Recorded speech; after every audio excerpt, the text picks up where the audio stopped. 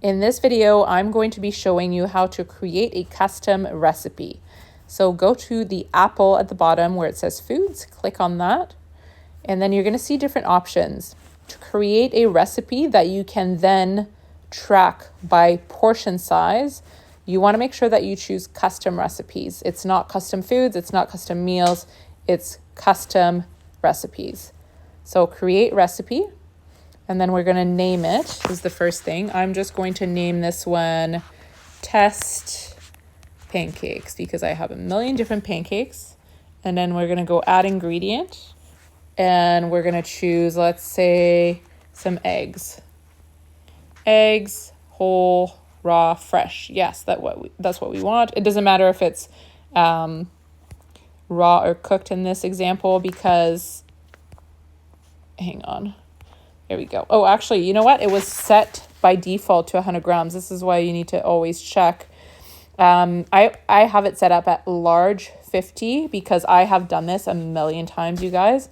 And large eggs are almost always 50 to 52 grams. If you want to weigh your egg, go for it.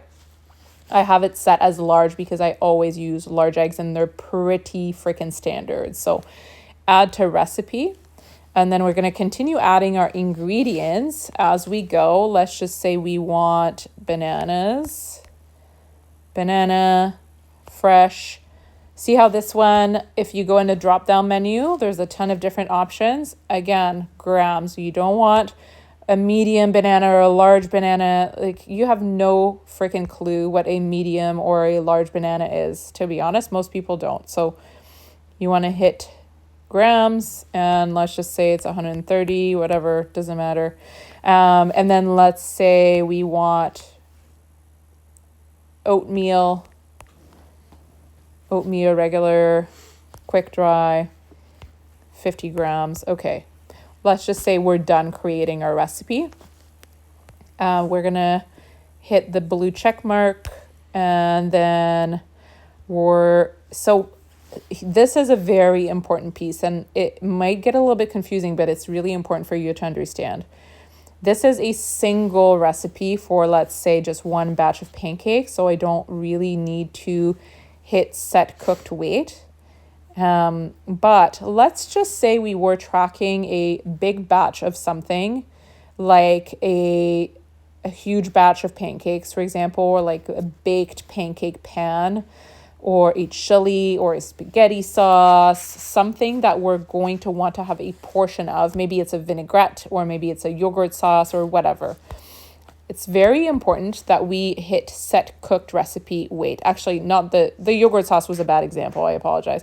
But it's very important that we set the recipe cooked weight at the bottom, because if the recipe for, let's say, a cake or bread or whatever is 1,000 grams when it's raw, when it is cooked, it will evaporate some water content and it will be less heavy. So that means it becomes a different calorie density per portion once it's cooked versus when it was raw.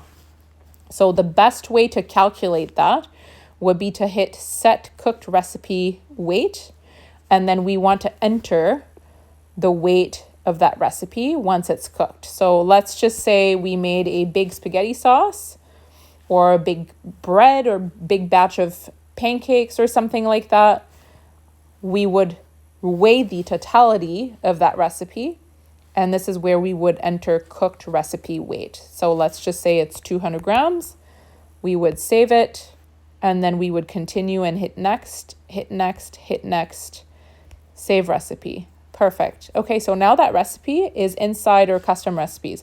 By the way, if we ever wanted to go adjust it, we could go find it by looking into that field.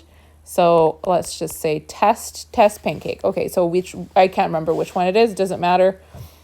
We could go modify it by clicking on it and modifying the ingredients, okay? So now I just want to show you how to log it. So you just hit the plus sign at the bottom here, and you hit add food, and then again we want to make sure we're under custom tab, and we're going to look for that entry. So test pancakes, boom, one full recipe. Perfect. We could add to diary. Or if we wanted to, see how if we go to the serving size and we choose grams, now we can track only a portion of that recipe if we wanted. Let's say we put it on the scale and it's 125 grams we're having today. Perfect. We're going to log 125 grams. Add to diary. See, now it's right here and it shows with the given calories and macros. So this is how you log and set the weight of a custom recipes and then track it into your diary. Hopefully this was helpful. Once again, if you have any questions, feel free to ask them in the chat. We'll see you in the next video.